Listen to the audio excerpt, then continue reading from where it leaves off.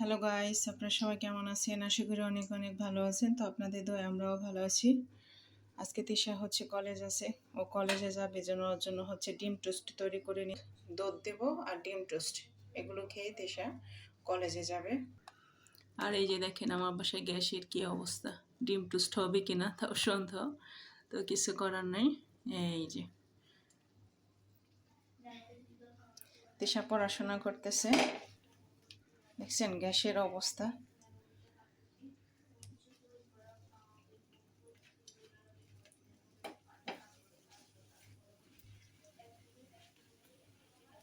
মানে প্যান্টটাই গরম হচ্ছে না, এরকম অবস্থা। আরও আজকে ওয়েদারটা বৃষ্টি বৃষ্টি ভাব আছে, এই জন্য আরও এই সমস্যাটা। মানে শীতের দিনে তো আমাদের গ্যাসের সমস্যা থাকেই, কিন্তু এবার যে গরমেও যে সমস্যা হবে সেটা ভাবতে পারি নাই।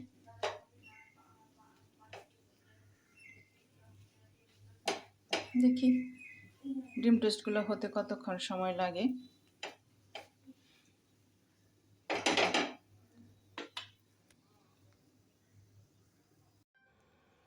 কি হয়েছে, পড়াশোনা শেষ? না, অ্যানিমেশন ক্লাসগুলো এখনো বাকি আছে। তো এখনো বাকি আছে, তাহলে কি করছো এখন? আমি এখন খাবো। তো ক্লাস শেষ হলে এখনই তোমার খাওয়া কি? ও মা, যেটা দিয়ে হতেছে আমি ক্লাস করবো ওটাতে তো তুমি ক্যামেরা ধরছো, তাহলে আমি কিভাবে এখন ক্লাস করবো বলো তো? শুধু খাওয়া আর খাওয়া, পড়াশোনার নাম নেই, তাই না? তাই না? নিজে আগে যে কাজটা করলেই সেটাকে এখন কি হবে? কোন কাজটা করেছি? ক্যামেরার যে মোবাইল ধরে ক্যামেরা ধরছো, ওটার মধ্যে আমার অ্যানিমেটেড ক্লাস না। তুমি ডিম টোস্ট খাচ্ছ কেন? তো খাবো না। না, তো খাবো না তো আমি খাবো না তো কে খাবে? সকালবেলায় তো 2 মগ দুধ খেলি। কি 2 মগ? পাগল নাকি রে? আমাদেরকে ওটা মগ নাকি জগ? দুইটাই।